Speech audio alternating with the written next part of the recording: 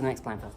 Okay, Yeah, so this is Hayden and Summer, and they're just going to explain their piece to me, and I'm just going to give some feedback because that's what I'm going to do for my project, like freelance director. Okay, so let's go. What's your piece? Yeah, just explain your thought process, and then I'll just add in when I feel like I need to. Yeah. So this whole idea, I was looking for books for my other project that I was gonna do, but then I saw books on Tim Burton and was like, I know him better than anything else. So started doing that, and then summer wasn't. I was doing my own piece, I was doing stuff on like my maths and all that stuff, and then we came together. Yeah, and we came together thinking that would go with this theme, what we're going to do. Okay. Because he does some like stop motion stuff, and that's kind of like puppets in a way. And then yeah, we came up with we were stuck between doing our own piece, but how he would do it, and like costumes and stuff, or doing something based on characters from his movies and then like putting them together. But then I thought that would be a bit childish, and I didn't want it to come across like that. I want it to be like something people can like look at and be like, wow.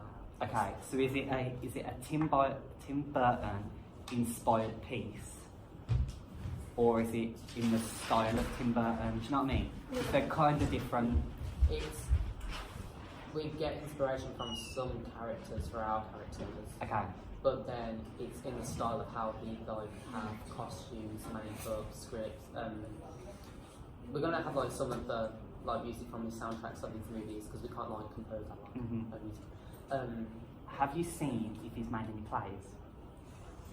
You should probably look if he's made plays, because then you can sometimes find rehearsal videos from him directing the actors, and that's how you can direct your actors or like. I was watching yesterday some behind the scenes of like him making chocolate factory and movies like that, and that helps. But like, obviously they have more like technology, then also you have to like do it more easier. Okay, so explain your idea. What's your piece? Okay. Pitch it to me. It's not going to be very good at the moment. It's okay, just your first bit. So the storyline, we haven't come up with like a full beginning to end thing, but we've got an idea, and that's why we put the audition slot for next week. Basically, Edgar, I've got like actually, there's going to be a narrator. Okay. Crap, I didn't put down the thing anyway. That's okay. You can just find that. Oh yeah, that's not before you start. Are you going to be in it? Are you taking characters, or are you just production? I'm taking a character. Production, kind of both. Okay. Like she wants to do dancing stuff, and then I want to do it all, to be honest, actually. yeah, all of it. But well, it's your piece. You can do whatever. I think narrator. I have a person in mind who would probably be good for that. Tom. Yeah. yeah. But if not, I said it would audition. Yeah, narrator, and then I've got like a whole kind of monologue for him at the beginning. It's like the first scene, isn't it? Yeah, first scene, and I'm going to be hopefully for Christmas getting a VHS camcorder. Oh, that's cool. And I'm going to get tapes for that, and then we're going to film some stuff like probably in town around like the posh looking buildings, you know, where we did the This Is Me thing around there, and because that just looks like kind of Swedish hobby. Yeah. And then we're going to like, if they've got a TV here, because most colleges usually have a TV, so I watch the stuff on anyway, and then bring my VHS player and play it on there, and then that will probably be his granddad's house or in the corner. So I kind of want it on stage, even though it's not something he does, like adding a different practitioner or whatever style into it, and have it on the side, just playing things or something, maybe or something's going on. That's just an idea. It sounds like it's a good, like, well thought out process. The thing that's worrying me is how much you've got to do, and like you've got quite a big cast that you want. And from experience, I'd rather have a smaller cast that you make sure they'll be there on time. Make sure that like everyone's going to be into it, because you've got to think other people have got to work on their pieces as well. That's why we're only really going to get like people on the lower ones, because although they're having they're doing their performance, theirs will be over soon, innit? Yeah, but then you've also got the problem of they've got lessons when we've got lessons, you know what I mean? Yeah. So it's like major scheduling. So I'm not trying to intervene, but I'd maybe scale back and not not set your hopes so high yet, because if you've got your main, how many main characters have you got? It's only two in it. Two main characters. Well, there's the male one, Edgar, and then Victoria, and then It's the granddad. the granddad. That's really only the main ones. But if we didn't get as many people as we wanted, and they weren't like putting attention into it, we were gonna do like kind of multi-rolling too. So that would mean that only a few people on stage at the same time, like if they were doing a different role. So we've thought about if we don't get that many people. I don't think you'll have a problem with the people auditioning. I think people will. It's just then getting everything together, because you used to still have to have a grade. Do you know what I mean? I know the grading is like how you're making the piece. It's not really the end piece, but it still matters. So if you've got 4 main characters, can't you take up the 2? That's what I wanted to do, like get in that character. Yeah. So like you could be, I don't know what your character, but you could be Edgar, and then you could be Victoria. I just think that then, even if you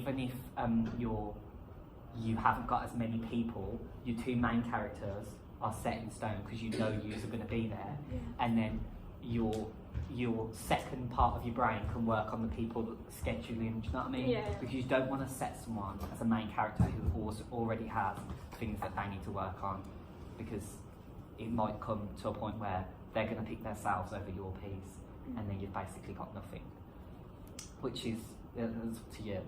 But also I think like your set and stuff, it sounds like a really good idea. I think that it's just a lot of work, a lot of hard work. But I think it'll work. I mean, even if it doesn't, like, I feel like it will, because I'm working more on this project than I've worked on anything else in my whole life. And so it's not going to be like major, like we need wood, we need like metal and everything to make a house. It's going to be like simple stuff. So like if you had something like this or something that you could like stack up or something. Say if we had, I don't know what would you have? Like a tool or something. Get a piece of paper and draw on it, and then it'd be on there. Even though that's not what he does, because it would just be.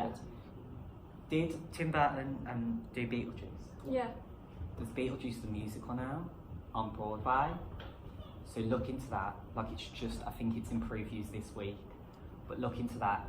There's an actress, Kerry Butler. She plays the woman in it who, the one from Stranger Things. I don't know. But yeah, she's in it, and she's an amazing actress. But look into that, because she's done things on Broadway.com where like they're filming the rehearsal process and stuff. I don't know if Tim Burton's got anything to do with it, but the set will be in his style, because obviously it's based on the film. So that could help you. I don't know if you're going to use some Beetlejuice songs. You could, because there's a musical right there. I think it's just going to depend on how like the story ends up, because like it has like a few styles of movies. How long do you want your piece? We were told that 15. it's only allowed to be 15 minutes. Okay. So it'll either fit 15 minutes. So are you doing like me personally, I would do like a couple of scenes, yeah. I wasn't going to do like a full. Good. Like do a couple of scenes. How I would do it is map out your whole piece, yeah. What you would want from the start to the end of your whole musical play, but then only focus on 2 scenes. But in your head, you've got the whole play still. Do you know what I mean? Yeah. Because then it looks like you're only showing the audience a preview of it, which is good, because then you can get feedback if they want to see more or if they don't want to see more. But I think if you try and fit in a whole play in 15 minutes, the amount of things you want to fit into it as well might be a bit difficult. I didn't want to do that because I didn't want it to be like it's been like rushed into 15 minutes when it could be a longer thing. So if you've worked on an opening number, because then you've got your singers, your dancers, and then like 2 scenes after that, then you've got your acting, and then you're done. Do you know what I mean? But make sure, like, do a storyboard. Maybe you do a storyboard of your whole piece and where you think, because remember when you're acting, your characters have got to know where they're going and where they've come from. So you've got to remember that whoever's playing your part needs to know that, okay, in this scene I might be depressed, but even though we're not showing the audience the next scene, I need to know where my character's heading, because it's just a way of thinking. Okay. So anything else? Well, I have this one book that I got from the library. It's got like themes that I can reduce like for most of these movies, and the one that I really liked was Snow. Like he uses snow now, I think. And I was thinking for the opening bit, well, it probably won't be the opening bit now for what, but basically we've kind of got the idea of his, because his parents like passed like a few months ago or whatever, and we came up with the idea just actually in the library that the snow, because he has snow in a lot of these movies, the snow, when the snow comes, that's when the dancers come out and they're going to have like striped kind of like buttons and stuff, and when they come, his family members like just disappear, vanish somehow, and I kind of have an idea for you. but we're not going to have the snow straight at the beginning because his granddad will end up disappearing too. So Yeah. if it comes at the beginning, his granddad's gone straight away. Okay, well I have an idea for you. If you wanna, do you want to make it obvious that these are Tim Burton's parents? Is that what you're going for? Or is it just like for use? Oh, are they Edgar's parents? I thought you said Tim Burton's parents. I'm not sure. Okay, so Edgar's parents. So before your players started, Edgar's parents are dead. Yeah, or do they die It's gonna- in it? The narration bit, Will narrator explain bit it. at the beginning will explain like How? Philip and Eve are their names. Okay. And it's going to say their child and stuff, and then how old he is, and then that they vanished, and then that he's with his granddad. So it goes through like his whole story until where we're at now, and it's going to have like flashbacks. Okay, so that's in the play, do you see his parents? Yeah. Yes. Okay, got a better idea. So it's a bit contemporary because that's where my mind is, but you don't have to do it. So I would have, you know, we've got the gantry, the thing above the theatre. I would have, instead of having two actors as their actual parents, pictures of the parents, yeah? And then shred the pictures live on stage, but up on the gantry, shred them in a shredder, and then they become the snow. You know what I mean? Because we were going to do something with the top bit, like for the snow, but we were just thinking about like tissue paper or something. Yeah, so, but they become the snow then, do you know what I mean? Yeah. It's like a, I've seen it in something before, not the exact idea, but already have loads of shredded paper in the shredder, but make it obvious that like there could be two actors either side of the gantry. Yeah, there could be two actors either side of the gantry. You can have this video anyway, I'll send it you. There could be something that happens on stage where the audience attention are drawn to the gantry. Could just be a point, could be something, I don't know. Then there's got two pictures over the side of the gantry, quite large pictures, or A4 would do, I don't think it matters. But then you watch them shred them, and then also watch them throw to become the snow, because I think that could look visually beautiful. I think that does kind of like show Tim Burton too, because in Edward Scissorhands, him chopping the ice becomes the snow. Like it's not the actual snow. See, I didn't even know that. So I think that'll work, and I think it adds more styles to your piece. What style he is acting in? It's just like creepy. it's creepy, but most of his things aren't meant to be scary. So if he's done a horror film, it's not actually gonna scare you, but it's in the style of a horror film. Yeah. So his movies are like scary, but like kind of got a nice, beautiful, like kind of meaning. So it's gonna just be like that. Okay, so look into film noir. Yeah, write that down. That are the better ones. Yeah, if you already know that, because that'll help a lot for like shadows and everything. I think you should, like, if you're going with characters and everything, most of the things I've seen that he does, it's quite like a grey. Everything's quite kind of grey and muted, or like a rusted colour, like the new Dumbo thing. Oh, Yeah, even though it looks quite bright and stuff, there's rusted qualities to it. It looks like it's lived in. So when you're thinking about costumes and stuff, to keep it simple, you could just have everyone wearing grey. You know what I mean? Yeah. Because really, I always see it as the character isn't the costume. The character should come within. So the character should be in your heart, and then that's how it. For costumes, because in most of his movies, like his signature kind of pattern is the stripes. So for the dancers, I was thinking them just wearing the stripes, and then not really many of the other characters wearing that, except for maybe Edgar. But I wanted the girl to, because I got inspiration from Lydia from Beetlejuice, on the Beetlejuice Strauss. She was wearing like a red dress, like kind of a ruffly one when they were getting married. So I was thinking she could be wearing the purple colour, and then there's only like a few purple colours. Yeah, yes. Then that's like Schindler's List. Yeah, you know that, and the kids in red.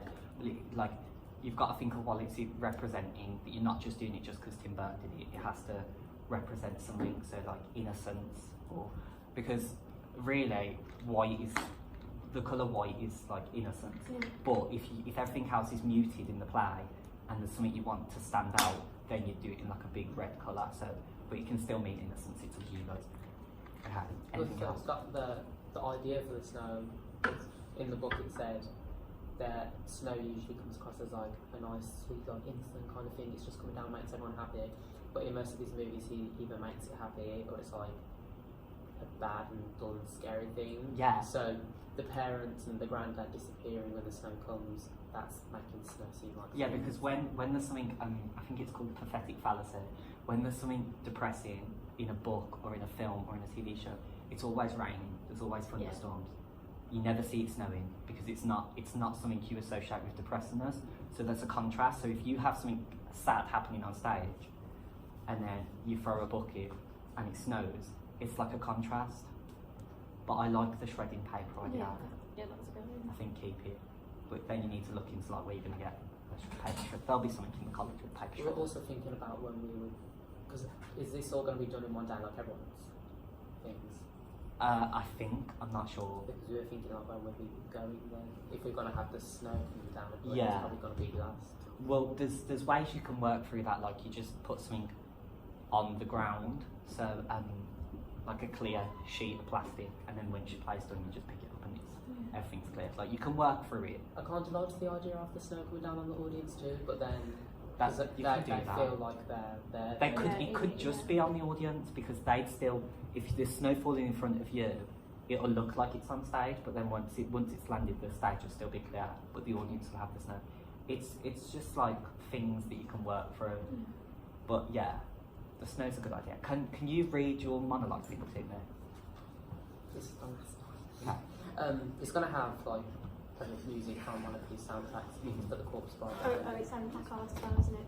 Yeah. Okay, so That- that's That was my Brechtian. idea, yeah, we used So the are you Placards. going in a Brechtian kind of, I think we're just like thinking of things to do. And Yeah. because whatever you do, like when you're online with and stuff, if you've used placards, mention him. Okay. If there's a moment where like the acting is real, mention Stanislavski. And also if you want to creep out the audience, Arthur, Oh, sorry, he yeah. does like that theatre of cruelty where like he does spit in the audience faces and stuff. You don't have to do that, but to make them feel physically uncomfortable could be something that you want to use. Yeah. Okay, go. Do you want to read it? No. Just you don't have to do it in character. I just want to see what the gist is.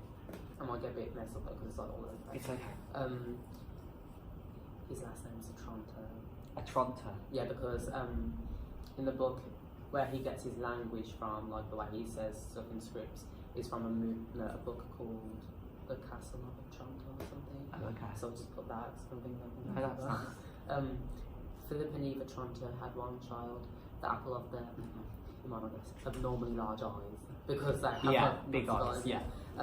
His name Edgar, a 17-year-old young male with a heart no force could penetrate, or at least that's what they hoped. Unfortunately for Edgar, both of his parents mysteriously vanished, and still to this very day no one knows where to or how. But one thing's for certain, no one ever coming back. Edgar was left with the hefty Otranto fortune, but his despicable granddad Morrissey gambled it all away within a month of their vanishing. He had no choice but to live with his granddad. If he left, he would be... not sure about if he left. If he left, he would be tracked down and sent to the Spiral Mental Institute for Mental Reinstatement. So, at least that's what his granddad had framed him. And then, just so I come away from now, anyway, the date, you know, in like a creepy way, is November 8th, 1982. It's going to be in 1982 because of the VHS. Yeah. And then... Wow, you technically don't have to set it as a day because I don't think Tim Burton works in a time frame. I think that he has influences from everywhere. I don't know this for certain, but I think that for your piece, it doesn't matter. The VHS can be used in 2010, can be used in 2003, or in the 14th century. I think that to have if it's a relevant thing, like the costuming is going to be 80s theme, then that's fine. But I think so that you're not cut off with like, oh, they wouldn't have had that in that time period. I wouldn't set a time period, and I think then it becomes more creepy. Yeah. If there's stuff that would, like, if you have your vinyl thing in there, your record player, next to like someone using a mobile phone, you know what I mean? There's contrast there, then it's like, but hold on, what time period are we in? Yeah. It's not, it's just there. Yeah, correct. And then when we went to see that show yesterday, I was getting all kind of ideas from that, and I liked how they said the interior, like every time something new would happen, but instead of saying interior, I just put the setting. Like, I don't know if he does this, but just kind of likes the idea of it. Put the setting, and then I just Crooked Valley, Edgar's Road. Edgar's Road. Okay, well, it sounds very good. Like, if it was a naturalistic. Yeah, do you know what I was picturing? I was picturing Lemony Snicket, you know, Series of Unfortunate Events. Yeah. Do you know the man that does it at the start? That's what I'm picturing, like quite stern and serious, but also very sarcastic. But it's funny to watch. If you were doing like a naturalistic piece, I'd hate to start again because like there's too much going on in that. But I think for what you're doing, it works. You could even go further. You could use words that like Latin words that nobody understands, because I think then it's just like you're alienating them even more. Then you're like, I feel like how that's does that work? we might kind of go for with the dancers too, because I don't want them to just be dancing. Like that, they will be dancing, but they're gonna kind of, because in they're not meant before Christmas, they have them 3 children and like Kill Mr. Santa Claus and stuff, and they do like little rhymes, and most of these movies have like kind of poetical like vibes. So I just thought that they should do something like that, not all the time, but just add a little. So I just thought, instead of having like, what's your idea for you're going to choreograph the dance, like, or you're going to be in it? Well, I was going to ask for help as well for people who audition. So I don't know. It'll be more abstract movements. I think. Do you know? There's something I've watched where like, I think it was a Tim Burton piece. It might have been Nightmare Before Christmas, where all the creatures are a bit weird. They move in funny ways, but they're also quite stern. And to me, watching it, it looks like a piece of furniture. Yeah. A piece of furniture that moves. That's what I'm picturing for your piece. So I don't know what you want for the set, and I don't know what you want for the dancers. But I think if you keep it to a smaller cast, and then multitask with like, you're going to play the mom, but you're also going to be a dancer. I think then it creates that creepy world on stage that you want to create. And I wouldn't have full on like breakout dance bits like a musical theatre dance. No. I wouldn't have that, because it's not Tim. I don't feel like it'd be Tim Burton. I feel like his dancing would be just like in the middle of there could be a scene going on, like around him, around Edgar. I've got like an image in my head, like Edgar walking, and there's like things around him that look normal, but they're moving in like a creepy way. At the beginning, I was gonna have that's things what because I was thinking about filming, probably not this bit on VHS camcorder, because I might think about putting on the projector on the big screen, but there's apps that you can do to make it look like it's on the VHS thing. And then I was gonna film the stuff in town and then have him walking down, and then on the stage Have him walking. Yeah, have him walking, but then have the dancers like just doing something. Yeah, I'd pick one or the other, purely because I feel like that's a nice moment that you don't want. Because yesterday watching that piece, I didn't know, it was beautiful, I loved it, but my eyes didn't know where to go. Yeah, I was like, am I watching that or am I watching that? And most of the time, because I'm a bit weird, I was watching the actors. Normally I wasn't watching the screens, which I feel like you're meant to have been watching. So if you want to do that, still do it, but I think it could be a nice moment, like a concha sally. I don't know if you know what that is, but it's used in a lot of theatre where the character is walking, and as he's walking past things, they either come alive or they speak to him. Yeah, so it's like, it's called concha sally because it's usually the characters in the play telling the main character his feelings, okay, which could be in it. So if you didn't want a narrator, Edgar could be walking at the start, like in a diagonal thing across the stage. Yeah, the audience are here across it, and the rest of the cast is like lined up with him. And as he's walking, they come alive, do this like weird type of movement. Like me and Daddy and that did for Unit 3 when we did that abstract piece. Yeah, come alive, do a weird type of movement, but explain the narration. Because then you haven't got that. Like, if you want the stern character, the stern narrator could even be the one that is in the gantry, shredding the paper, throwing it over. Like, he's the puppet master of the whole thing. That's kind of Yeah. Yeah, like he's the puppet master of what's going to be created. Yeah, I like that. I'm into this. I kind of feel like the narrator, he's like, for some reason, you know, Edward Scissorhands and the creator, the one that made him. I feel like I envision him kind of like being looking like him. Like a doctor, Yeah. but like a So- creepy scientist doctor. Okay. But you've got to link it back. So maybe just before the ending of your play, not the ending of the play, but the ending of the scenes that you're doing, he comes across this character, but the rest of the audience have already seen this character before. We also, well, I think it was you had an idea, that, because, what's the name? Edward Scissorhands, the one that he likes in it and then gets with her, she's the one telling her Yeah, the niece or story, something the yeah. story. So we were thinking Yes, about maybe yeah. him being him or her. Yeah, so before he even... So this character could be on stage the whole time, but Edgar never sees him until that moment you want Edgar to see him. You know what I mean? Yeah. So then it's like, the audience already know who he is, because then we get that sense of this man's important in Edgar's life, because although you want him to look like a doctor or whatever he needs to look like, he needs to be relevant. Yeah. You can't just have him because me as an audience member, it might just be because I'm a bit contemporary. I'd be thinking, what's that man? You know what I mean? Why is he dressed like that? Why is he there? So I don't know what he could be. It could even be that you have Edgar's parents as the narrators, and then they're the ones that shred their own pictures Just thinking and throw in the thing. Do you know what I mean? Yeah. Like, the creepier the better, I think, but aesthetic is very important, I think, with Tim Burton. Like, it's got to look visually beautiful. So even if you have a plain white stage, but really harsh lighting, so you get harsh shadows, that could look Tim Burton, because it's very grey and dull. So yeah, I kind of like it. Anything else? Wait, I don't think you finished reading, did you? Did you finish? No, I finished Oh, reading. okay. Yeah. Well, I liked that. I'd go even further with it. Fully use words that the audience would be like, what the hell is he saying? Because Are you on about go further with the language or go further with how long it is? I think the length is fine. I think the language, like, I was trying to do that yesterday because I was reading a bit of the book about the something of Toronto and then reading the language, and it has like a lot of. He explains the things in different words and then he gets to what it actually is. Yeah. But I'm not. yeah, like just like a thesaurus. If you type in a word or look at Latin words, they're hard to pronounce, or even different languages, like words in different languages. He could start speaking English and then say a certain word in Spanish.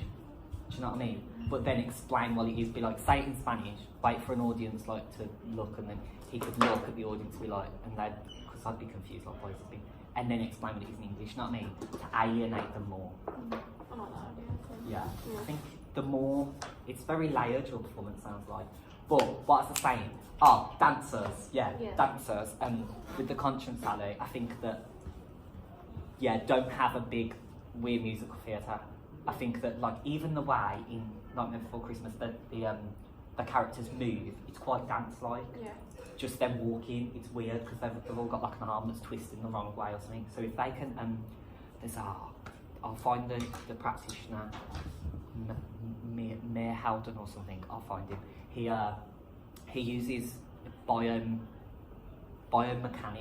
Yeah, look into him.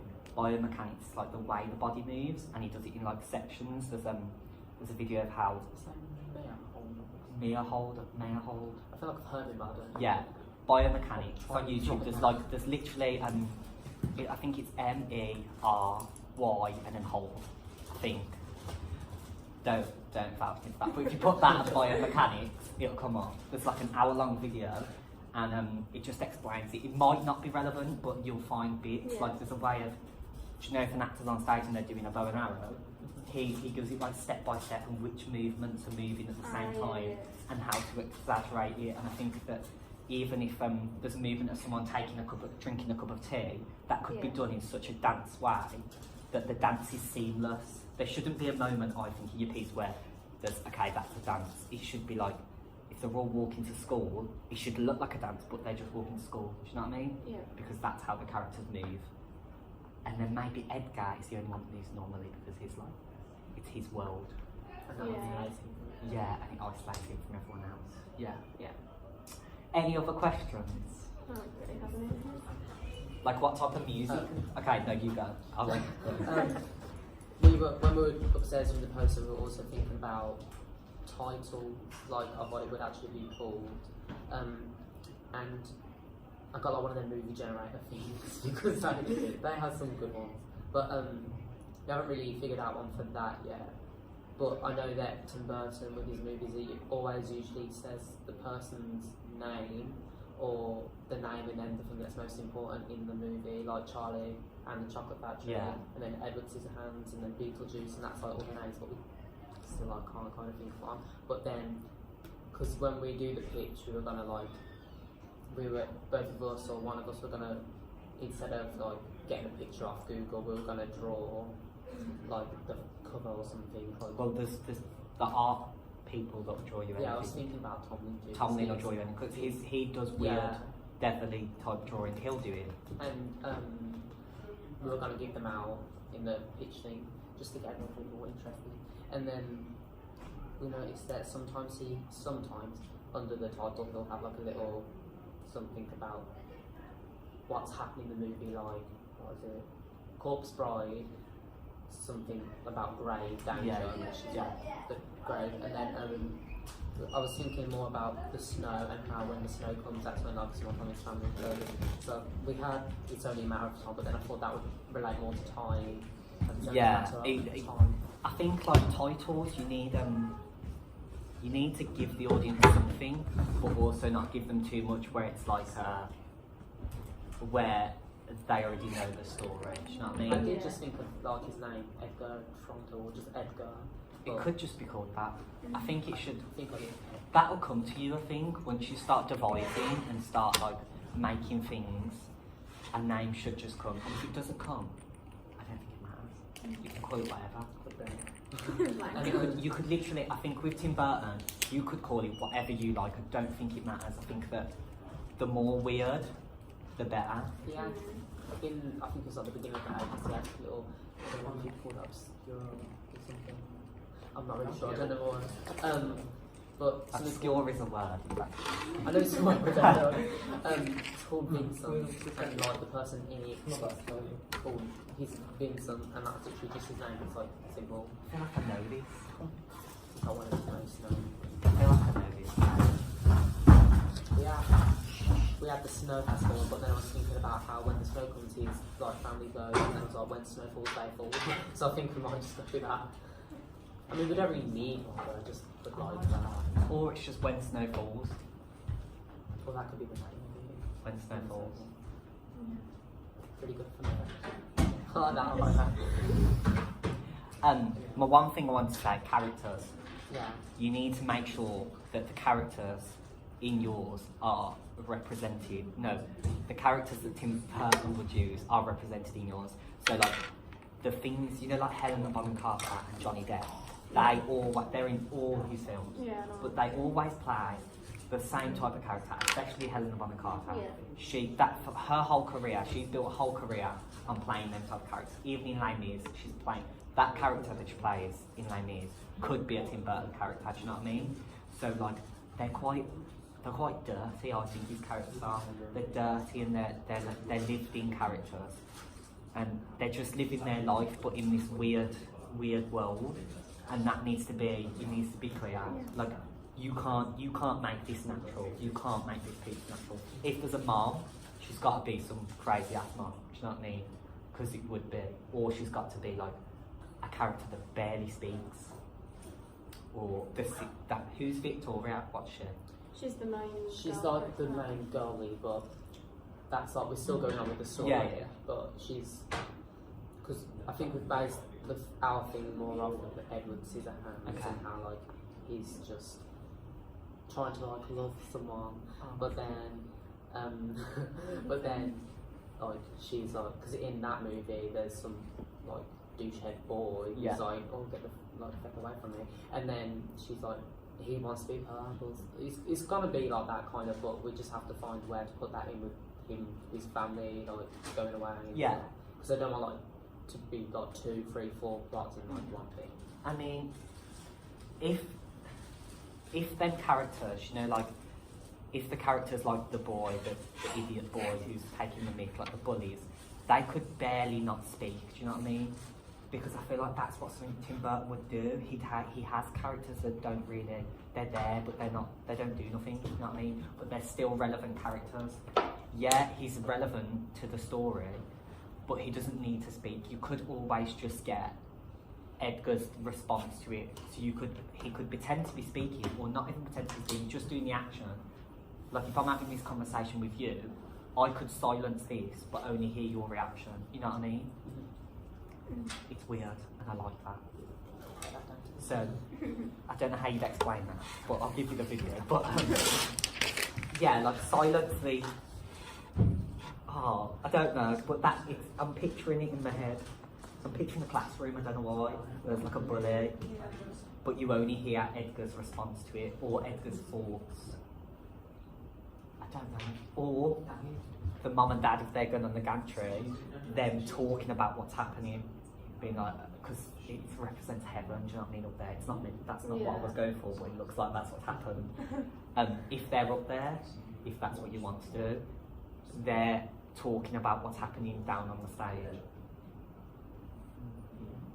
You've got to think really abstract, really weird. Yeah. Look at some art. I think art might be important for you. If you look at, because he draws also, doesn't he, Tim Burton? I was looking at his stuff up there, and then in the book there, because it's got people he was inspired by for like everything, and for like poetry and stuff like Edgar Allan Poe, then his languages that are transferred, and I think it was Edward Gorey or something like that. Gormley? Gorey. Oh, I don't know that.